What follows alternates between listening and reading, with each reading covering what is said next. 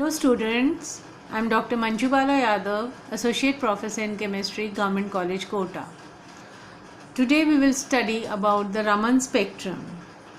It was discovered by Sir C.V. Raman in 1928 when beam of monochromatic light was allowed to pass through some organic liquid like benzene, toluene, etc. The scattered light contains some additional frequencies over and above that of the incident frequency, and this is known as the Raman effect. तो जब कुछ organic liquids benzene टॉल्विन जैसे उनके ऊपर monochromatic light जो है वो पास की गई तो जो स्कैटर्ड लाइट थी उसके साथ कुछ एडिशनल फ्रीक्वेंसीज जो हैं वो पाई गई above and below the incident frequency, और ये जो डिफरेंट फ्रीक्वेंसीज़ की जो हमको लाइंस मिली ये हमको रमन इफेक्ट में पढ़ना है. The lines having wavelength greater यानी कि जिनकी फ्रीक्वेंसी कम है than that of the incident wavelength are called Stokes line, and those having shorter wavelength or higher frequency are called anti-Stokes line. Lines having the same wavelength or same frequency as those of incident radiation are called Rayleigh lines. ठीक है बच्चों, तो इसमें हमने क्या कहा कि जो हमारी एक इंसिडेंट रेडिएशन है जिसकी फ्रीक्वेंसी न्यू है और उसके साथ यानी कि जब वो हमने मॉलिक्यूल के ऊपर डाली तो जो स्कैटर्ड रेडिएशन है उसके साथ जो हमको दूसरी जो दो लाइंस मिलेंगी वो ग्रेटर एक तो फ्रीक्वेंसी की होंगी लोअर फ्रीक्वेंसी की होंगी जिनको स्टोक्स लाइन बोलेंगे, और एक हायर फ्रीक्वेंसी की होंगी जिनको हम एंटी स्टोक्स लाइन बोलेंगे. लोअर फ्रीक्वेंसी की जो लाइंस मिलेंगी उनको हम स्टोक्स लाइन बोलेंगे और हायर जो फ्रीक्वेंसी की लाइंस मिलेंगी उनको हम एंटी स्टोक्स लाइन बोलेंगे. और जिनकी सेम फ्रीक्वेंसी है जो हमारी रेडिएशन हम डाल रहे हैं उसकी फ्रीक्वेंसी और जो स्कैटर्ड रेडिएशन निकल रही है उसकी फ्रीक्वेंसी सेम है, वो केस है रेले लाइंस का. तो इसको अगर हम इस डायग्राम से समझने की कोशिश करें तो यहाँ पर हमने बताया है कि अगर जो इंसिडेंट वी आई जो है वो क्या है frequency of the incident radiation, और ये किसके बराबर है, ये स्कैटर्ड रेडिएशन के बराबर है. अगर ये जो है आपकी V जो बता रही है वो स्कैटर्ड रेडिएशन बता रही है, ठीक है. इसको हम VR भी बोल सकते हैं, VR भी बोल सकते हैं हम इसको. और अगर जो आपकी स्कैटर्ड रेडिएशन की फ्रीक्वेंसी जब इंसिडेंट रेडिएशन की फ्रीक्वेंसी से कम है तो ये हमारी स्टोक्स लाइन है, और यहाँ पर जो डेल V जो चेंज है फ्रीक्वेंसी का जिसको कि हम रमन शिफ्ट बोलेंगे, वो डेल वी जो है वो किसके बराबर है, जो इंसिडेंट आपने रेडिएशन डाली है माइनस जो स्कैटर्ड रेडिएशन है, उन दोनों की जो फ्रीक्वेंसी का डिफरेंस है वो हमारा रमन शिफ्ट होता है. तो यहाँ पर अगर हम डेल न्यू देखेंगे तो वो क्या आएगा, पॉजिटिव आएगा, और एंटी स्टोक्स लाइन में वो नेगेटिव आएगा. तो इस तरह से हम शो कर सकते हैं कि जो एक तो सेम फ्रीक्वेंसी की रेडिएशन जो स्कैटरिंग के बाद मिलेगी वो तो रेले लाइन्स है, और उससे कम फ्रीक्वेंसी वाली मिलेंगी वो स्टोक्स लाइन है, और उससे ज़्यादा वाली मिलेंगी वो एंटी स्टोक्स लाइन है. अब इसको अगर हम दूसरे डायग्राम से देखना चाहें तो यहाँ पर ये रेले स्कैटरिंग जो है इसको हमने शो कर रखा है कि हमने जो फ्रीक्वेंसी रेडिएशन की डाली वो एच न्यू आई है और जो स्कैटर्ड हमको मिली वो एच न्यू एस है, और दोनों बराबर हैं. तो ये रेले स्कैटरिंग का केस है. अगर हमारी एच न्यू आई इंसिडेंट रेडिएशन है और जो स्कैटर्ड रेडिएशन है उसकी फ्रीक्वेंसी कम है, ये स्टोक्स रमन स्कैटरिंग है. और अगर ऑपोजिट है, हमारी जो इंसिडेंट जो वो है रेडिएशन है उसकी फ्रीक्वेंसी जो है मतलब उसकी एनर्जी जो है एच न्यू आई है, और जो वापस से स्कैटरिंग के बाद जो मिल रही है रेडिएशन वो न्यू एस उसकी फ्रीक्वेंसी है और एनर्जी एच न्यू एस हो गई, वो हायर अगर आ रही है तो ये एंटी स्टोक्स रमन स्कैटरिंग को बताता है. और ये हमारी जो है IR स्पेक्ट्रोस्कोपी हमने जो पढ़ी है उसको बताता है. तो intensity of Stokes line is greater than that of anti-Stokes line as transition is from excited state to the ground state. अगर हम इंटेंसिटी की बात करें कि किसकी इंटेंसिटी ज़्यादा होगी, तो हम देखते हैं कि स्टोक्स लाइंस की इंटेंसिटी जो है वो ग्रेटर होगी किसके कंपैरिजन में, एंटी स्टोक्स लाइन के कंपैरिजन में. क्यों? क्योंकि एंटी स्टोक्स लाइन में आप देख रहे हैं कि ट्रांजिशन कहाँ से है, from the excited state to the ground state. तो अब अगर हम जो चेंज इन फ्रीक्वेंसी देखें तो V I minus V R that is the scattered radiation, V I is the incident radiation. तो ये हमारी 1/λI माइनस 1/λR के बराबर सेंटीमीटर इनवर्स में वेव नंबर में हम देख सकते हैं. अब रामन शिफ्ट के बारे में हम देखें तो हम कहते हैं कि it is characteristic of the compound. ये कंपाउंड का जो है अभिलाक्षणिक गुण है, कैरेक्टरिस्टिक ऑफ द कंपाउंड है. ये जो है does not depend on the frequency of the incident radiation. आपने कौन सी फ्रीक्वेंसी की रेडिएशन डाली है उसके ऊपर ये निर्भर नहीं करेगा. ये केवल जो उसका कंपाउंड का क्या मतलब कंपाउंड के ऊपर ही डिपेंड करेगा कि आपने कंपाउंड क्या लिया है. अब रामन इफेक्ट इज़ यूज्ड, हम इसको कहाँ यूज़ करते हैं? It is used to obtain rotational and vibrational transition of homonuclear and heteronuclear molecules. इसका जो एप्लीकेशन है वो कहाँ है? रोटेशनल और जो वाइब्रेशनल ट्रांजिशंस होते हैं होमोन्यूक्लियर और हेटेरोन्यूक्लियर मॉलिक्यूल्स में, वो हम इससे स्टडी करते हैं. अब बच्चों, इससे पहले हमने जो है IR स्पेक्ट्रोस्कोपी पढ़ी थी. IR स्पेक्ट्रोस्कोपी में हमने सारे केसेस देखे थे, pure vibrational, pure rotational vibrational, है ना. और अब अगर हम इन दोनों के बीच में डिफरेंस देखें कि IR स्पेक्ट्रा और रामन स्पेक्ट्रा में डिफरेंस क्या होता है, तो हम देखते हैं कि IR spectra absorption of light पे डिपेंड करता है, जबकि Raman spectra scattering of light पर डिपेंड करता है. मॉलिक्यूल्स की अगर IR स्पेक्ट्रा वो मॉलिक्यूल शो करेंगे जिनमें क्या है, परमानेंट डाइपोल मोमेंट है, जबकि रामन स्पेक्ट्रा कौन शो करेंगे, जिसमें कि change in polarisability of the molecule, polarisability जो है मॉलिक्यूल की वो चेंज होती है.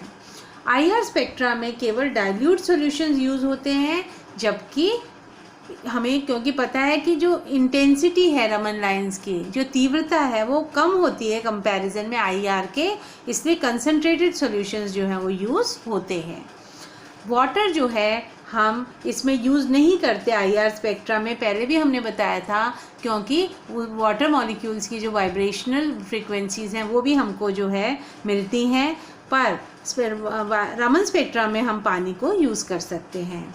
अब ये जो टेक्निक है IR स्पेक्ट्रा की, ये बहुत एक्यूरेट है और सेंसिटिव है, जबकि रामन स्पेक्ट्रा की एक्यूरेट है पर it is not very sensitive. अब अगर हम सैम्पल सेल की बात करें तो हमने कहा था कि वहाँ पे हम सैम्पल ग्लास या क्वार्ट्ज का नहीं लेते, कैल्शियम फ्लोराइड या सोडियम ब्रोमाइड का हम बनाते हैं, जबकि यहाँ पर ग्लास और क्वार्ट्ज को हम यूज़ कर सकते हैं. इसमें कंपाउंड चाहे प्योर हो चाहे नहीं हो, पर रामन स्पेक्ट्रा के लिए वो प्योर होना चाहिए. और लास्ट में जो होमोन्यूक्लियर डायटोमिक मॉलिक्यूल्स होते हैं उनके लिए ये क्या होता है, होमोन्यूक्लियर डायटोमिक मॉलिक्यूल्स में हमने कहा था कोई परमानेंट डायपोल मोमेंट नहीं होता, इसलिए IR इनएक्टिव हैं. ये IR इनएक्टिव हैं, जबकि homonuclear diatomic molecules are Raman active. जो होमोन्यूक्लियर डायटोमिक मॉलिक्यूल्स होंगे वो रामन एक्टिव होंगे, पर वो IR इनएक्टिव होते हैं. तो बच्चों, अब हम प्रिंसिपल पढ़ें कि पोलराइजेबिलिटी जो हमने कहा कि चेंज होनी चाहिए रामन इफेक्ट में, तो उसको हम समझते हैं. हम कह रहे हैं कि जब हम इलेक्ट्रिक फील्ड लगाते हैं किसी भी मॉलिक्यूल के ऊपर, तो क्या होगा, जो इलेक्ट्रॉन्स हैं वो कहाँ अट्रैक्ट होंगे, इलेक्ट्रॉन नेगेटिव है आपका तो वो पॉजिटिव पोल की तरफ अट्रैक्ट होगा. और न्यूक्लियाई जो है, न्यूक्लियाई में क्या होते हैं, प्रोटॉन है जो कि पॉजिटिवली चार्ज्ड है, तो वो नेगेटिव पोल की तरफ जाएंगे. इससे क्या होगा, एक इंड्यूस्ड डायपोल मोमेंट जो है वो प्रोड्यूस हो जाएगा.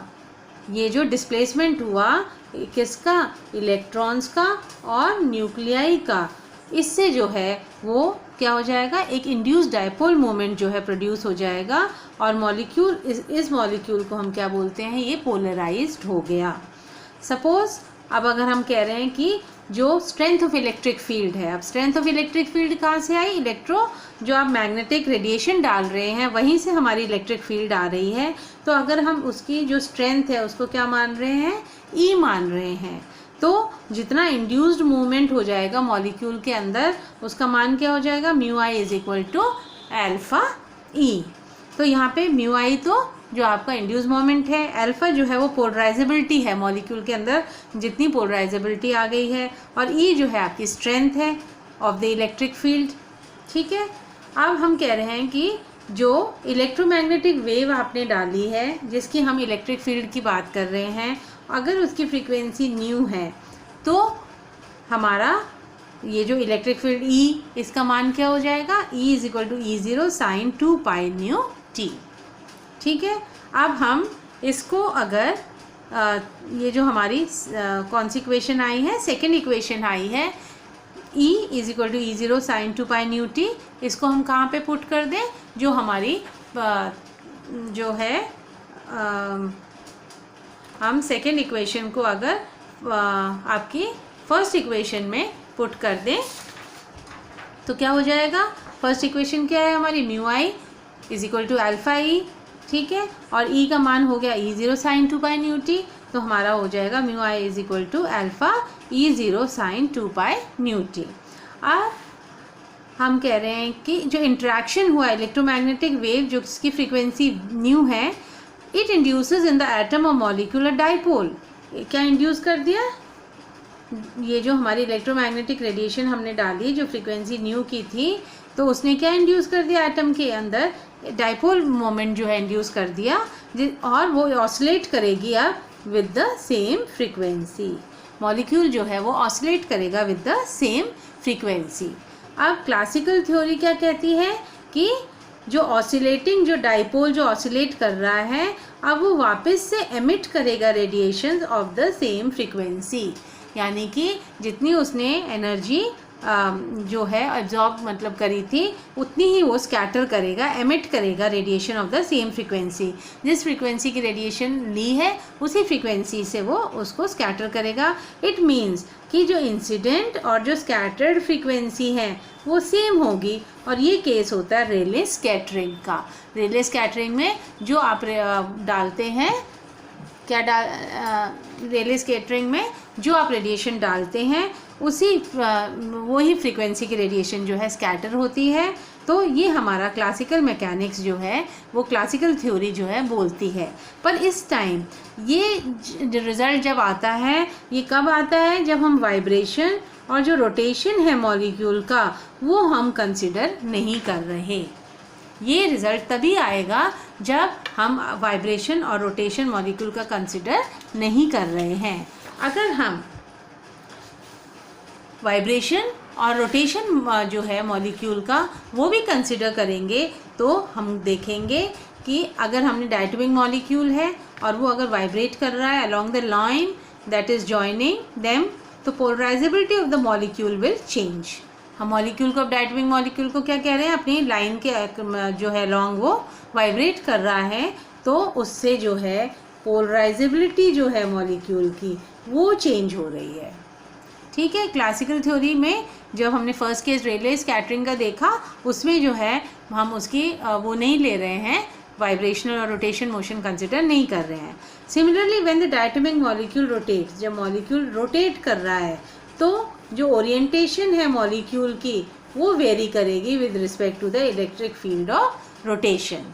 जब हमारा मॉलिक्यूल जो है रोटेट कर रहा है डायटोमिक मॉलिक्यूल, तो जो उसकी ओरिएंटेशन है वो कैसे चेंज हो जाएगी, it will vary with respect to the electric field of rotation. तो जो इन दोनों के कारण जो रिजल्टेंट पोलराइजेबिलिटी हो जाएगी वो क्या हो जाएगी, alpha is equal to alpha zero plus beta sine 2 pi nu I T. यहाँ पे अल्फा ज़ीरो जो है वो पोलराइजेबिलिटी इन इक्विलिब्रियम है, साम्यावस्था में जो ध्रुवणता है।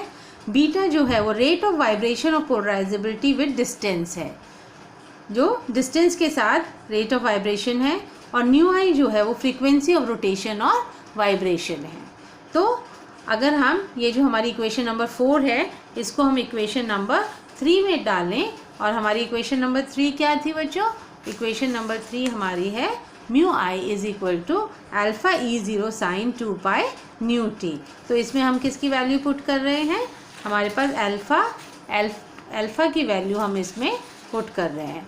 Mu I is equal to alpha E0, तो यहाँ पे हम अल्फ़ा की वैल्यू पुट करते हैं तो क्या आ जाएगा? अल्फ़ा की वैल्यू क्या है? Alpha 0 plus B sine 2 pi nu I T, और साथ में हमारा E0 sine 2 pi nu T already था। अब अगर हम इसको एक्सपैंड करें इस इक्वेशन को, तो ये हमारी equation sign A sine B जैसी है, तो इसका half cos A minus B minus cos A plus B के बराबर हो जाता है। तो यहाँ पे हमारा ये जो है ए मान लेते हैं और ये जो है बी मान लेते हैं, और इसको एक्सपैंड करेंगे तो पहले alpha 0 E0 sine 2 pi nu T आ जाएगा। इसको और इसको मल्टीप्लाई करेंगे तो हमारे पास alpha 0 E0 sine 2 pi nu T आ जाएगा। ठीक है, हमने और अब जो है आपका साइन ए साइन बी, इन दोनों को हम मल्टीप्लाई करेंगे तो ये हमारा क्या आ जाता है? हाफ, और ये हमारा बीटा E0 बाहर आ गया, और कॉस ए माइनस बी की जगह क्या आ जाएगा? कॉस 2 पाई हमारा कॉमन है, nu minus nu I, nu minus nu I into T minus half of ये कॉस ए माइनस बी और कॉस ए प्लस बी, तो half beta E0 cos 2 pi nu plus nu I into T. ठीक है, ये formula हमने use करके इसको expand किया है। अब जो फर्स्ट टर्म है, ये जो हमारी 6th इक्वेशन है, इसकी जो फर्स्ट टर्म है वो हमको क्या बता रही है कि मॉलिक्यूल जो है वाइब्रेट कर रहा है with the same frequency as that of the incident radiation. जो हमारी इंसिडेंट रेडिएशन की फ्रीक्वेंसी थी उसी से वो वाइब्रेट कर रहा है। तो ये जो फर्स्ट टर्म है ये तो हमारे रेले स्कैटरिंग वाला हो गया। और जो सेकेंड और थर्ड टर्म हमारे बचे, इसमें सेकेंड और थर्ड टर्म आप देखिए, हाफ बीटा E0 कॉस 2 पाई ये सब कॉमन है, न्यू माइनस न्यू आई और न्यू प्लस न्यू आई। तो यहाँ पर सेकेंड और थर्ड टर्म जो है वो क्या बता रहे हैं कि molecule it vibrates with frequency new minus nu I and new plus nu I respectively. It is only possible when dipole radiates these frequencies. This explains the Raman lines on both sides of Rayleigh lines. ये जो हमको Raman lines के दोनों तरफ जो हैं, रेले lines के दोनों तरफ जो रमन लाइंस मिल रही हैं, उनको ये सेकेंड और थर्ड टर्म जो है वो मतलब बता रही है कि एक की फ्रीक्वेंसी जो कम है और एक की फ्रीक्वेंसी जो है ज़्यादा है। Lines of lower frequency they are called Stokes line, while those of higher frequency are called anti-Stokes line. ये हम पहले देख चुके हैं कि कम फ्रीक्वेंसी की जो लाइंस आएंगी वो स्टोक्स लाइन है, और जो ज़्यादा फ्रीक्वेंसीज की आएंगी वो एंटी स्टोक्स लाइन है। अब हमारे उस फॉर्मूले में अगर हम बीटा को 0 रख देते हैं, हमारा जो 6th इक्वेशन थी उसमें हम बीटा को 0 कर देंगे, तो हमारी इक्वेशन वापस mu I is equal to alpha 0 E0 sine 2 pi nu T जो है वो बन जाएगी। इसका मतलब स्पेक्ट्रम जो है does not have Raman lines.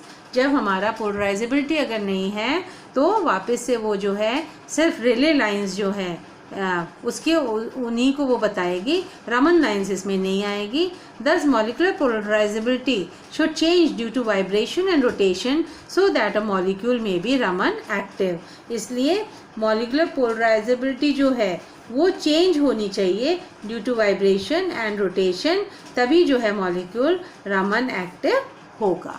तो इस प्रकार से बच्चों हमने देखा कि जब हमको इंसिडेंट रेडिएशन हम डालते हैं तो जो स्कैटर्ड रेडिएशन मिलती है उसमें हमको 3 टाइप की लाइंस मिलती हैं। एक जब सेम इंसिडेंट फ्रीक्वेंसी वाली फ्रीक्वेंसी होती है, एक जिसकी फ्रीक्वेंसी कम है स्टोक्स लाइन और जिसकी ज़्यादा है एंटी स्टोक्स लाइन।